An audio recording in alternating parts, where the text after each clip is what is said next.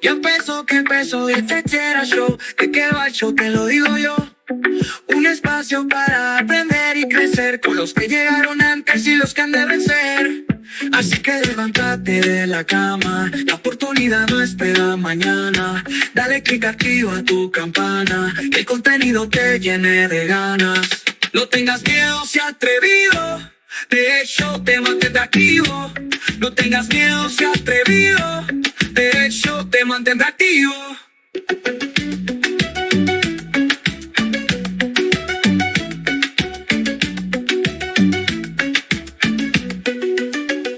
Conoce a los que marcaron el camino, aprende de los que están en el destino, inspira a los que vendrán después, que el futuro se construye una vez. Hola, ¿qué tal? Bienvenidos a The Ed Sequeira Show. Yo soy Ed Sequeira, esto es Magno Media y quiero agradecer la oportunidad que nos da de tener hoy a alguien que conozco desde hace muchísimos años. Pudiera decir que no lo vine a hacer, pero pudiera decir que lo vine a hacer porque hace tantos años que nos conocemos. Una persona que en su vida ha ido a la escuela para estudiar economía, ha ido a la escuela para ser pastor, ha aprendido inglés, ha aprendido portugués y hoy vamos a aprender todos esos detalles, además de una sorpresa al final. Conmigo tengo a Yaniel Fromet. Un placer, Gracias, Eduardo. gracias por aceptar la invitación y venir aquí conmigo. Mi hermano, todo un placer para mí compartir y gracias por esta oportunidad tan grande de estar contigo y de compartir con tu audiencia también. Una bendición. Gracias, de verdad. Cuéntanos un poco, yo conozco tu niñez, pero cuéntanos un poco de Fi como niño. Para los que no lo saben, en Cuba lo conocíamos por Fi, ¿ok? Yaniel, cuéntanos acerca de tu niñez. Sí, bueno, Eduardo, yo nací en un hogar cristiano, una familia bautista en nuestra ciudad, en Ciudad Ávila, en la primera iglesia bautista de Ciudad Ávila. Crecí como todo un niño con buenos maestros, excelentes pastores, ejemplo de mi familia en todos los aspectos, como familia, como cristiano. A la edad de 6 años sentí en mi corazón el llamado al pastorado y obviamente fue algo que fue creciendo dentro de mí, pero a los 12 años fue que tomé mi decisión por aceptar a Cristo en mi corazón. Recuerdo que fue a una conferencia de jóvenes que dio el pastor Johnny Tamayo, que era pastor de la iglesia bautista en el aeropuerto en aquel entonces, y ahí yo decidí aceptar al Señor y bueno, y seguir con el llamado que Dios me había hecho. Prácticamente esa fue parte de mi niñez. Cuenta, sé que, lo dije ahorita, sé que estuviste en la escuela de economía. Sí, estuve estudiando en la escuela de economía, específicamente contabilidad. Contabilidad. ¿Y terminaste esa carrera? Sí, terminé contabilidad, me gradué. Estuve trabajando el servicio social, lo que llamamos en Cuba, después que te gradúas, en la empresa de servicio. Después estuve trabajando en la ONA, haciendo prácticas y prácticamente fue eso en el área de contabilidad. Ahora, rumbo al pastorado, ¿cómo fue tu camino al seminario? Sí, bueno, mi camino al seminario, yo tenía claro el llamado como pastor, pero mi camino al seminario fue definido porque, sabes que en Cuba los jóvenes todos van al servicio militar. Yo mi mamá me intentó llevar para que pudiera ir al servicio militar, terminar rápido y poder ir al seminario, porque ya yo servía, ya habíamos pastoreado en la iglesia en Caguasal, en Jicotea. Había crecido la iglesia, Dios había hecho una obra súper especial ahí en Jicotea, pero teníamos el problema del servicio militar, que no podía ir al seminario porque el seminario eran 4 años y el servicio militar eran 2 años. Y teníamos el temor de que en el medio del seminario fueran a buscarme para llevarme al servicio militar. Y varias veces intentamos ir al servicio militar, presentarnos, y siempre me decían, no, para la próxima, para la próxima. Hasta un día que mi mamá dijo, hoy sí te vas, y agarramos la mochila, fuimos, y cuando llegamos allí al comité, hubo las personas que nos recibieron ahí, le dijeron a mi mamá, recibieron mi expediente, y le dijeron a mi mamá, no, mira, a él no nos los vamos a llevar para el servicio militar, porque tu hijo predica un evangelio, tu hijo anda traduciendo con americano, tu hijo es una mala influencia y en cualquier unidad militar que lo pongamos nos va a contaminar la unidad militar. Mejor le damos la baja y que haga lo que él quiera con su vida. Y ahí me dieron la baja del servicio militar y automáticamente mi pastor en la época, que era René Columbier, me dijo, bueno, Yaniel, vamos a llevarte a que la iglesia valore enviarte al seminario. Y como obviamente la iglesia me vio crecer como niño, adolescente, joven y como misionero también, pues también la iglesia decidió mandarme al seminario y ahí fue parte, entramos al seminario. Cuéntame tu expectativa del seminario. ¿Qué tú esperabas que el seminario iba a hacer contigo? Bueno, el seminario, Edward, era un sueño. O sea, era un sueño para todo joven de mi época que sentía el llamado pastoral. El seminario era la cúspide de decir, bueno, lo logré. Mis expectativas con entrar al seminario era no solo prepararme en el área teológica, doctrinal, sino aprender cómo pastorear. Yo he tenido buenos ejemplos de pastores. Te puedo mencionar a Eduardo Roy, René Columbier, te puedo mencionar a Tony Millet, te puedo mencionar a un montón de pastores que han influenciado mi vida. Y mis expectativas eran, bueno, yo voy al seminario, quiero formarme y quiero tener lo mejor de cada uno de estos pastores que yo he conocido. Y esas fueron prácticamente las expectativas para entrar al seminario. Contando también que mi oración era, Señor, yo quiero capacitarme para servirte mejor. Y bueno, esas eran las expectativas mayormente que tenía desde niño a la adolescencia para llegar al seminario. Ahí en el seminario en Santiago de Cuba, ahí conociste a quien es tu esposa, sí. Ahora. Tienen ya de casado que como 13 Tenemos años. 10 años. 10 años de casado. 10 años de casado y si sumamos los 2 y medio de noviazgo, 12 años y medio. 12 años y medio. Sí. El tiempo vuela, ¿verdad? Sí, rápido. El tiempo vuela. Entonces, como es costumbre en el seminario o en la Convención Bautista de Cuba Oriental, cuando un pastor se gradúa del seminario, ellos determinan a qué lugar lo van a enviar. En tu caso, ¿dónde te enviaron a ti? A mí me enviaron, primeramente a mí me habían enviado, la primera iglesia donde me enviaron es la iglesia de La Lagunita en el Valle de Caujería en Guantánamo. Ahí fue la primera ubicación que me dieron. Lógicamente... Eso es prácticamente la selva cubana. Sí, era en las montañas. Que mi familia es de Guantánamo, o sea, es una zona que yo conozco, pero obviamente fue mi primera ubicación. Y recuerdo que recién teníamos a Calais, nuestro hijo más pequeño, y Rachel se estaba recuperando de un parto bien complicado. Y entonces en esta zona es bien difícil la atención médica, ella necesitaba atenderse con un especialista. Y bueno, en definitiva no pudimos concretar ubicarnos en ese lugar. Y entonces la segunda ubicación que nos dieron fue la primera iglesia bautista en Manatí, en Las Tunas, que ahí ya teníamos acceso a especialistas, médicos, hospital, y entonces ahí fue que fuimos ubicados después, que fue donde pastoreamos. ¿Qué tiempo estuviste ahí? Estuve 2 años y medio. 2 años y medio. Pastoreando en Manatí. Ok. Luego de Manatí, ¿cuál fue el próximo paso? ¿Dónde fuiste? El próximo paso luego de Manatí fue Brasil. ¿Fue Brasil? Sí. Ok. Cuando llegaste a Brasil, porque salir de Cuba es una cosa, o sea, querer o pensar en salir de Cuba es una cosa y hacerlo es otra muy distinta. Sí. Mientras tú estuviste en Manatí, ¿qué fue lo que te hizo pensar, bueno, ya mi tiempo aquí terminó? Sí, bueno, Eduardo, una de las cuestiones y quizás los pastores que nos escuchen en algún momento pasaron por eso en Cuba y como tú sabes cómo se manejan las cuestiones en Cuba con el gobierno, la política, la seguridad del Estado, el ser pastor en Cuba es un desafío, o sea, por la influencia que uno tiene en la comunidad, las personas y hasta dónde uno llegue. Y bueno, en mi caso, pastoreando en Manatí, teníamos influencia no solamente sobre los jóvenes, sino sobre toda la comunidad. Teníamos programas de ayuda a los ancianos, ayuda a los niños, comida, construimos también parte del templo. Era un impacto en la comunidad muy grande.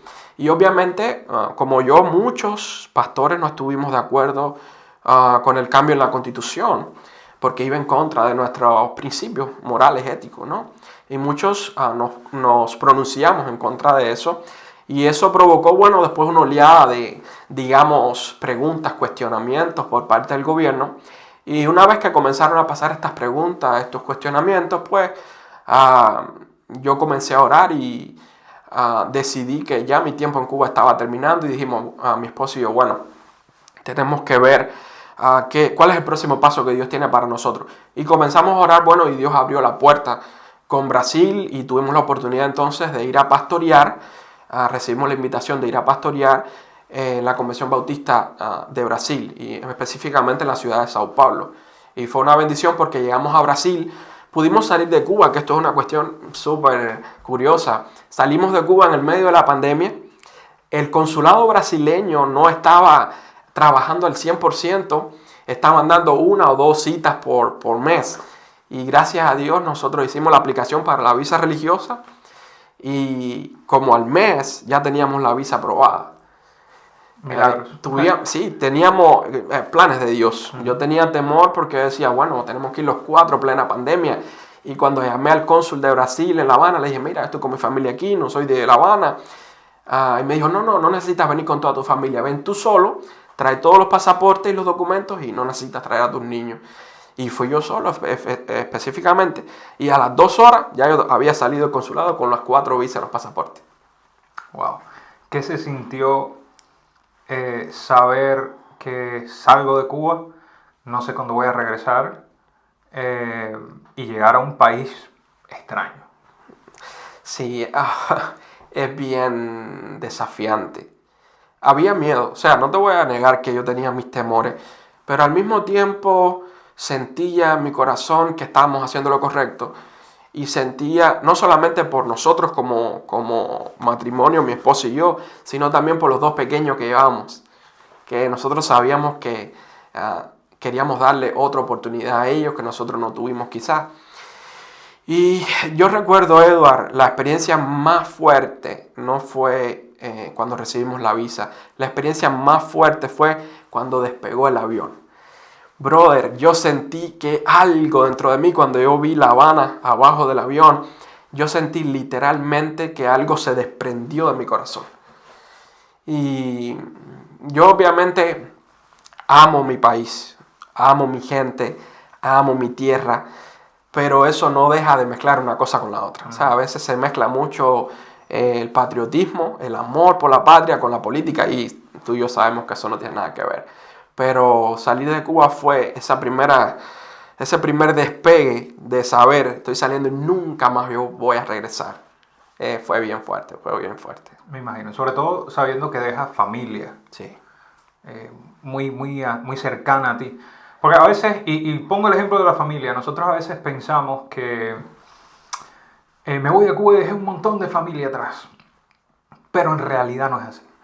Hay mucha gente que uno sabe que son primos, hay otros que saben que... Pero la familia es ese nicho de personas que está alrededor tuyo, que está compuesto por tíos, primos, hermanos, qué sé yo, que han estado a tu alrededor todo el tiempo. Hay mucha gente que son de la familia extendida, pero que realmente no son tu familia. Están ahí por linaje sanguíneo, nada que los ate emocionalmente. Yo entiendo, definitivamente yo entiendo lo que se siente salir de Cuba. Ahora, cuéntame de tu tiempo en Brasil. ¿Cómo fue esa llegada? ¿Qué fue lo que comenzaste a hacer? Explícame un poco. Sí. Eduardo, Brasil fue, como te puedo decir, aquel oasis en el desierto, ¿sabes? Salir de Cuba fue un impacto tremendo. Cuando yo puse el pie en Brasil, yo dije, ¿qué es esto? De edificios grandes, los mercados súper llenos. Fue aquella primera impresión, aquel primer confronto de realidad. De decir, nosotros vivíamos engañados. Nosotros hemos sido engañados durante toda la vida. Nosotros nacimos en una mentira. Y llegamos a Brasil, fuimos recibidos en Brasil.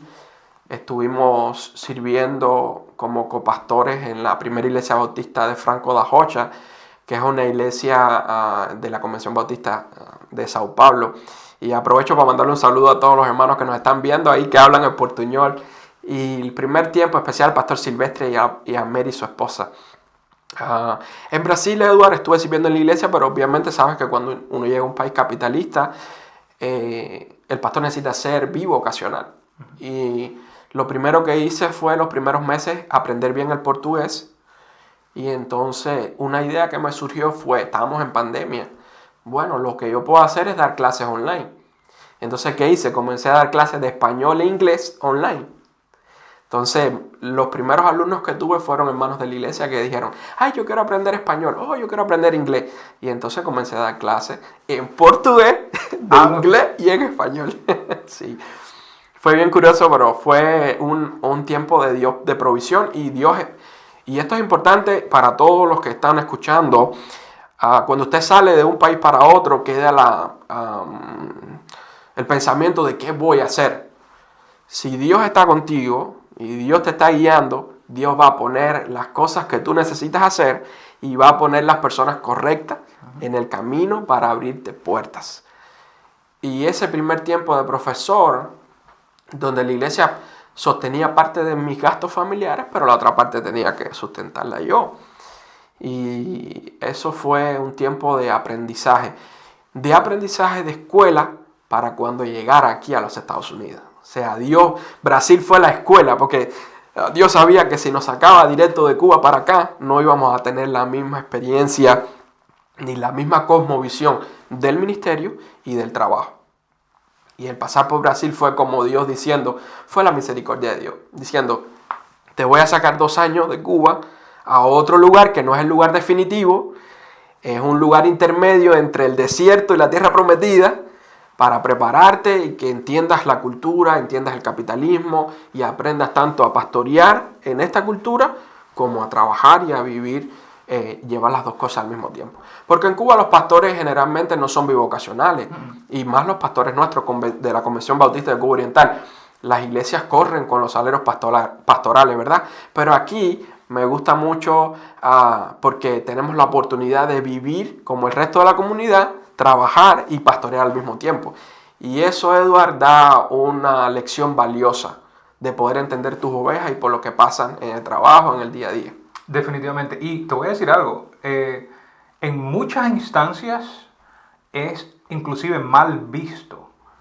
Y me atrevo a decir que es hasta ley que los pastores no pueden ser bivocacionales en Cuba. Pastor graduado del seminario, esa es otra cosa. No es lo mismo lo que en Cuba se considera el misionero que el pastor graduado del seminario que va a estar a tiempo completo en la iglesia. Entonces, yo particularmente no conozco en Cuba ningún pastor que sea bivocacional. Nunca lo conocí. A lo mejor existe, fuera de la Convención Bautista, yo particularmente nunca lo conocí.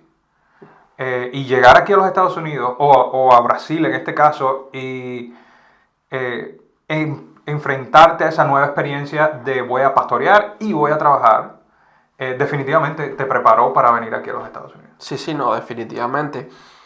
Yo pienso, Eduard, que todos los hermanos que nos escuchan quizás y los pastores en algún momento van a estar de acuerdo con nosotros en esto. Muchos de los problemas que tenemos los cubanos que salimos de Cuba es un problema de mentalidad, de mindset. Y ha sido mi experiencia.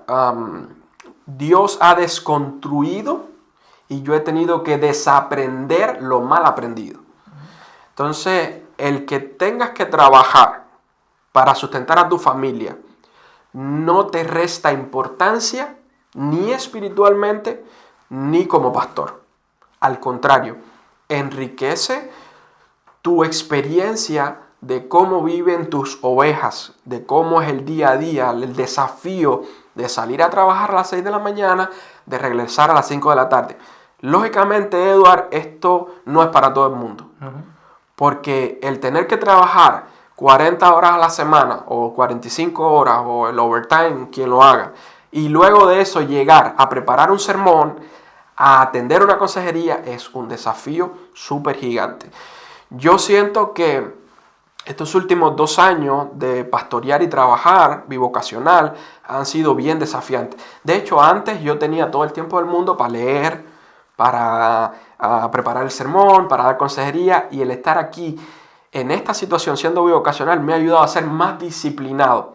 ¿Por qué? Tengo que preparar los sermones 20 minutos por día, cronometrado, lectura, hermenéutica, exegética, homilética, todos los días de la semana para preparar el sermón del domingo.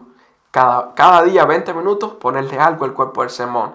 Y después 1 hora de atender a un hermano, una familia que necesite, 1 hora de visita, más el tiempo de la familia. Todo eso me ha ayudado a ser más disciplinado con mi tiempo, a valorar más el tiempo. Yo creo que es una experiencia que Dios nos permite tener a los pastores que vivimos esa experiencia. El pastor que pueda y su iglesia tenga las condiciones de sostenerlo, Perfecto. gloria a Dios, aleluya. Pero el que no, hermano, no se sienta mal. Trabaje, sostenga a su familia, del sudor de nuestra frente y del fruto de nuestro trabajo tenemos que disfrutar. Hágalo sin problema, atienda a su familia, a su trabajo y la iglesia también. Es una bendición poder hacerlo. Claro que sí, claro que sí. Ahora, de Brasil, ¿cuál fue tuviste 2 años, me dijiste, en Brasil? Tuve 2 años también en Brasil, 2 años y unos meses. Y unos meses. ¿Cuál fue el próximo paso de Brasil? El próximo paso de Brasil fue Estados Unidos. Es curioso porque estando en Brasil yo pensaba que era el lugar definitivo. Ahora yo entiendo que no. Pero cuando llegamos a Brasil estábamos pastoreando como copastores en la iglesia, en esta iglesia. Pero a medida que fuimos trabajando con pastores de la convención, con iglesia, predicando, fuimos conociendo más personas. Y al cabo del año y medio, casi los 2 años ya, recibimos la invitación para pastorear solos como pastores principales una iglesia, que es la Iglesia Bautista en Monte Sion, en Sao Paulo. Es una iglesia bastante responsable, tiene casi 150 miembros, toda una estructura. Y obviamente para el único pastor cubano inmigrante aceptado en la Convención Bautista de Brasil como pastor oficial, en mi época fui yo. No sé si ahora habrá algún pastor cubano, pero en mi época fui yo.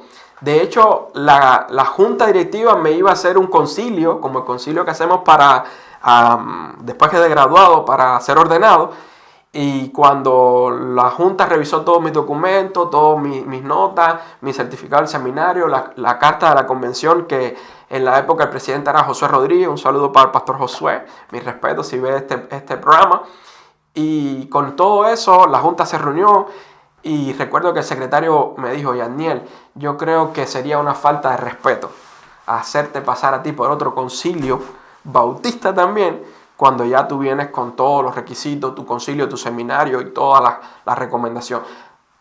Hemos decidido aceptarte en el cuerpo pastoral sin necesidad. Vamos a hacer tu transferencia del cuerpo pastoral en Cuba para el cuerpo pastoral de Brasil. Y eso me dio la posibilidad de poder entrar a poder pastorear una iglesia bautista en Brasil, yo solo, sin necesidad de estar bajo otro pastor. Y la iglesia bautista en Monte Sion nos hizo la invitación: pastor, en la comisión de púlpito estamos sin pastor y queremos evaluarlo. Y estábamos en ese proceso de pastorear la iglesia bautista en Monte Sion. Pero fui a predicar a una iglesia que me invitaron, y cuando termino la predicación, se acerca una hermana que yo no conozco. Nunca más la vi, nunca más la he visto, no sé quién es. Y se acerca y me dice: pastor Yaniel, yo tengo que decirle una cosa. Cuando usted estaba parando adelante, yo lo vi a usted predicando en un lugar, en una iglesia que no es aquí en Brasil, es en otro lugar, lo que yo no sé dónde es, pero usted no va a pastorear en Brasil. Oh, wow. Aquella hermana ni me conocía, aquella hermana no era ni de una iglesia bautista, fue una iglesia de la congregación de Brasil, de la Alianza de Brasil. Y yo me quedé, bueno, pero este hermano no sabe quién yo soy, no sabe si yo estoy aplicando para pastorear en otra iglesia. Y me quedé con aquello. En la época estaba comenzando el parol, que se hizo el parol humanitario aquí, que en la época de la primera temporada de la administración del presidente Joe Biden. Y estábamos en Brasil, todo estaba bien, comenzó el parol, todo perfecto. Había una familia que yo le traduje durante muchos años en Cuba, un matrimonio que yo le tengo mucho afecto. Y me llaman, de hecho nos estuvieron apoyando en Brasil, siempre estaban al tanto de todo, cómo estábamos como familia. Y me llama y me dice: Yaniel, todo el equipo de trabajo con los que trabajamos en Cuba están aquí en los Estados Unidos. Y nosotros siempre hemos querido que tú estés aquí con tu familia. Creemos que tú eres joven, tienes posibilidad y Dios te va a bendecir aquí. Necesitamos más personas, más cubanos comprometidos con el Evangelio aquí en los Estados Unidos. Y yo le dije, mira hermano, yo estoy preparándome para pastorear en una iglesia. Todavía estamos orando, pero yo creo que eso se va a dar. Y me acuerdo que el hermano me dijo con estas palabras, Yaniel, vamos a hacer el proceso. Si es la voluntad de Dios, no sale.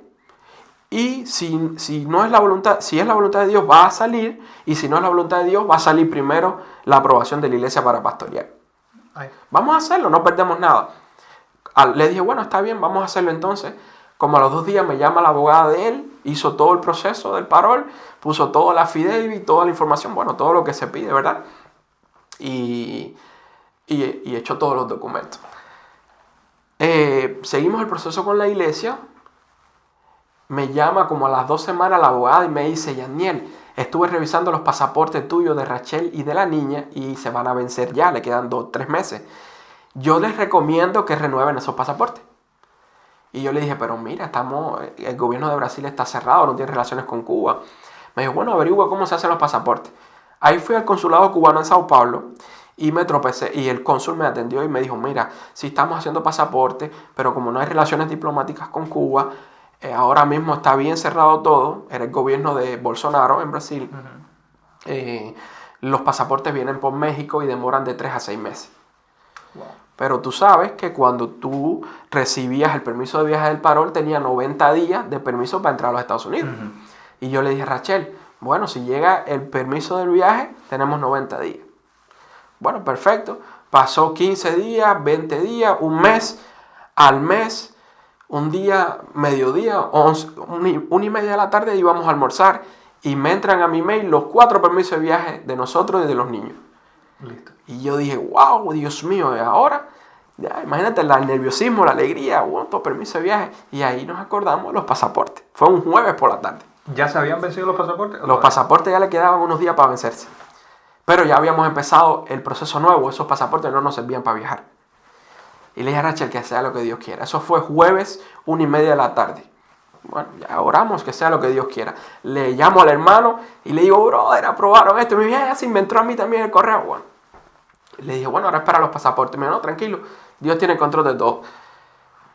Edward y brother, eso fue 1:30 de la tarde. 5 de la tarde suena mi teléfono, el cónsul cubano. Señor Yaniel, sí, venga a recoger su pasaporte que están listos. Mañana viernes puede recogerlo a las 8 de la mañana. Jueves 1:30 de la tarde llegó los permisos de viaje. Jueves 5:30 de la tarde, 6, el cónsul me llamaba que los pasaportes estaban listos. Lo tomamos como de Dios, brother. No hay otra manera. Definitivamente. Era una manera de llegar los 4 a los Estados Unidos. Fue una manera de Dios de decirnos, yo voy a cuidar de todo. Y así fue. Así llegamos a los Estados Unidos y fue Dios usándolo. Bueno, imagínate que desde que el hermano puso todo el parol a que nosotros llegamos a Estados Unidos pasó 1 mes y medio nada más. Wow. Tremendo. Háblame, cuando llegas a Estados Unidos, ¿qué fue lo primero que hiciste? Sí, cuando llegamos a los Estados Unidos, llegamos primero a la Florida.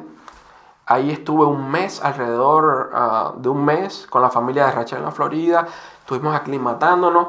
Y al mes vengo hasta Carolina del Norte con mi familia aquí. Y aquí comenzamos a prepararnos, buscar trabajo. Lo primero que hice de trabajo fue limpiar patio. Okay.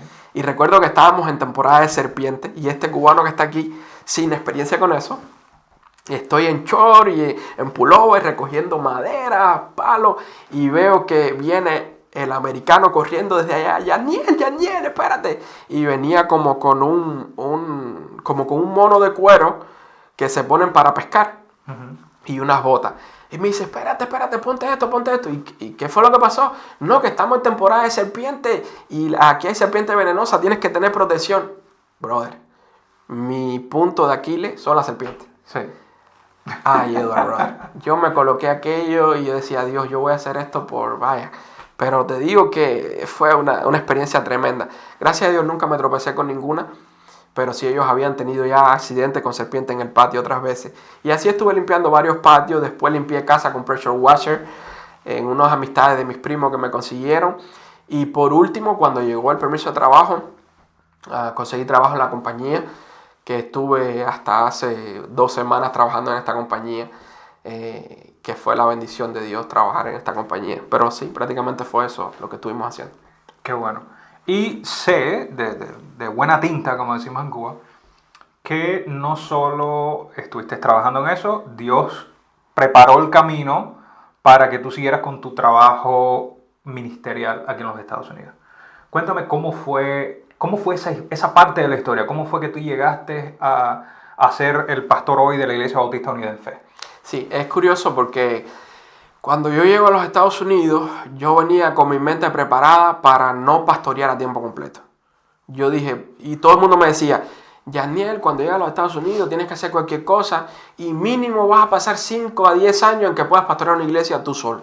Siempre vas a tener que estar asociado con los americanos o con otro pastor hispano. Y yo dije, no, está bien, mi mente estaba bien con eso. Y dije, bueno, es el proceso, yo creo que eso es el proceso de todo el mundo.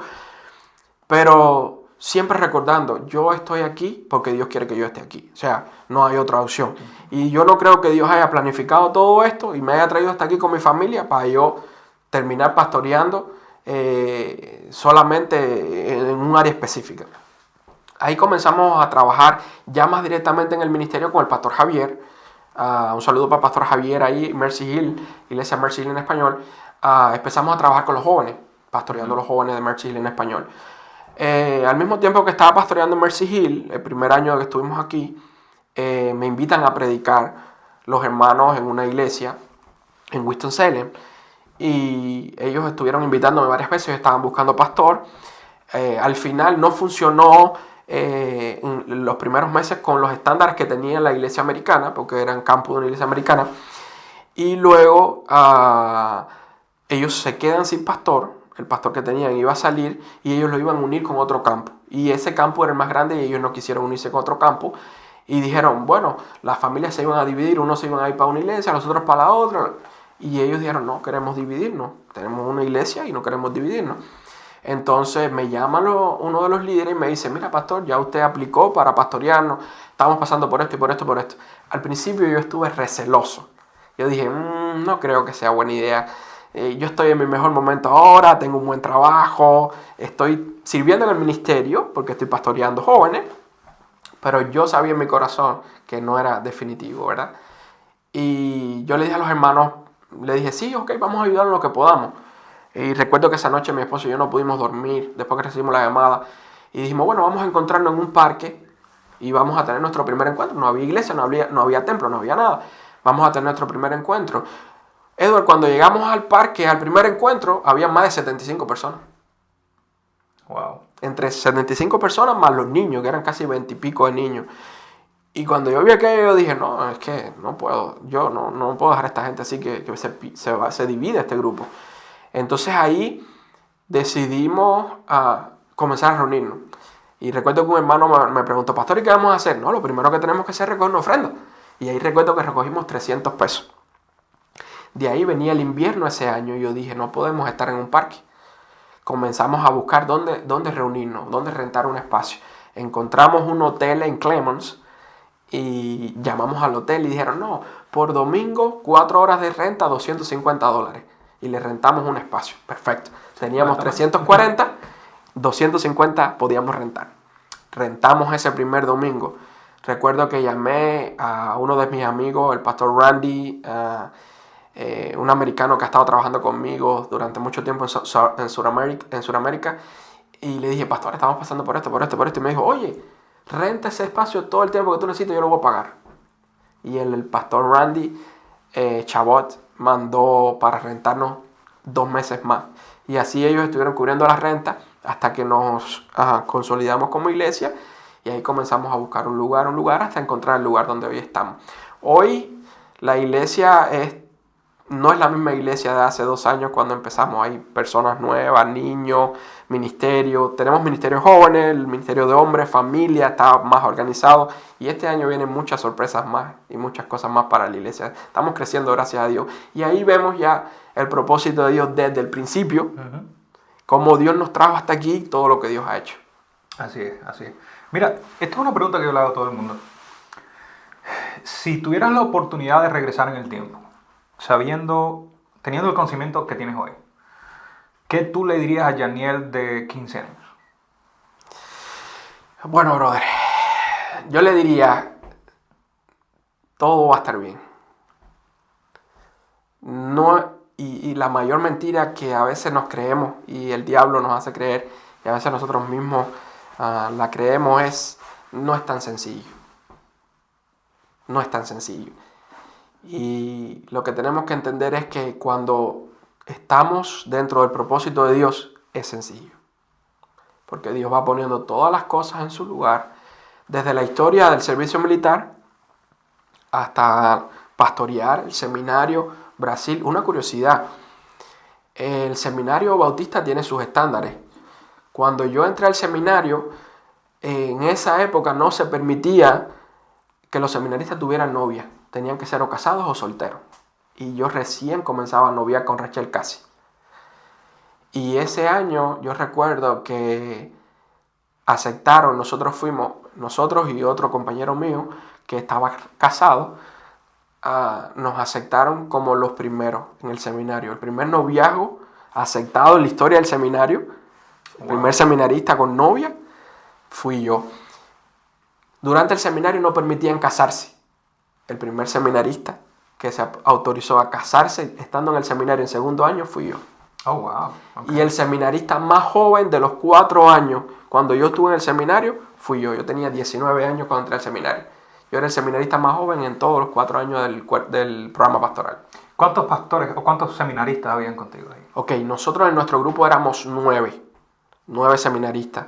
Éramos 8 hombres y una mujer que era la esposa de uno de mis compañeros del seminario, que fue el primer matrimonio que aceptaron juntos en el seminario como matrimonio para pasar el programa pastoral. Él se graduaba como pastor y ella se graduaba como licenciada en teología, como esposa de pastor, pero licenciada en teología. Okay. Ahora, sé que has pasado mucho, nos has contado muchas de las cosas que han pasado. Si tú pudieras darle un consejo a alguien que está o comenzando ahora en el seminario o preparándose para el seminario o llegando a los Estados Unidos, ¿qué consejo le darías? Yo le diría una frase que... Dos consejos. Dos consejos. El primero es un versículo bíblico que Dios me dio a mí en mi etapa más difícil, que fue en la adolescencia, juventud, antes de entrar al seminario. Mi papá y mi mamá se divorciaron, líderes de la iglesia, eran mi estándar de matrimonio, y eso fue un golpe devastador. Y recuerdo que una noche en mi oración con el Señor, después de este evento, Dios me habló en el Salmo cuando dice: aunque mi padre y mi madre me dejaran, con todo Jehová me recogerá. Edward, hermano, y hermano que nos escucha, amigo, quien seas, Dios siempre va a estar presente. Dios no está ausente de lo que tú estás pasando. Y segundo, es una frase que yo llevo conmigo desde el día 0, cuando decidí emprender este camino de servir al Señor. Cuando te suceda lo que a nadie le ha sucedido, es que Dios va a hacer contigo lo que no ha hecho con nadie. Es difícil la situación, es difícil lo que está pasando. Lo que viene después de eso, la recompensa que Dios tiene para ti, es mucho mayor de lo que tú esperas. Ahí está, ahí lo tienes. ¿Qué más se puede pedir? Algo que quiero preguntarte antes de terminar es,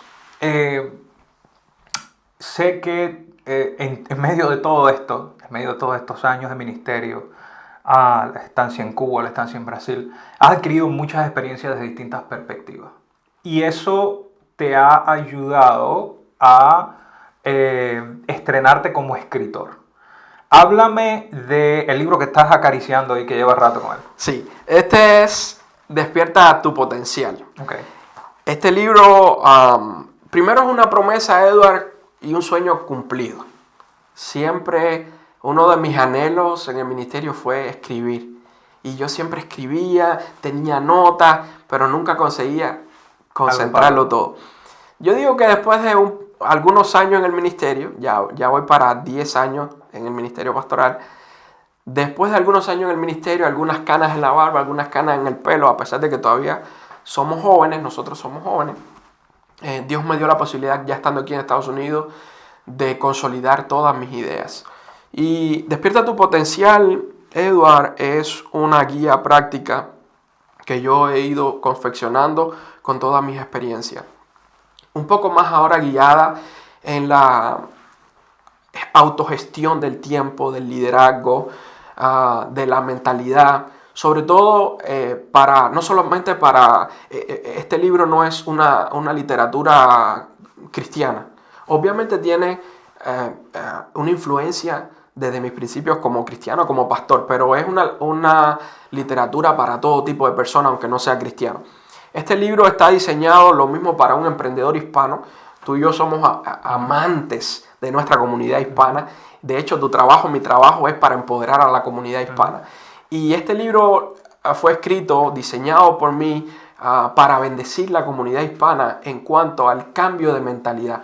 Sabes que nosotros salimos de nuestros países con una mentalidad de que todo está reducido, de que no se puede conseguir esto, no se puede conseguir lo otro. Una mala gestión del tiempo, de los pensamientos, de la visión.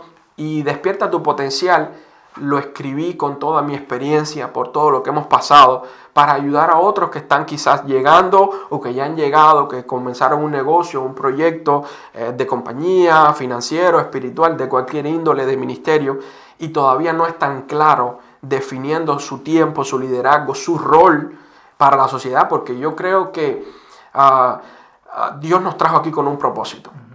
O sea, Dios nos trajo a los Estados Unidos para bendecir este país.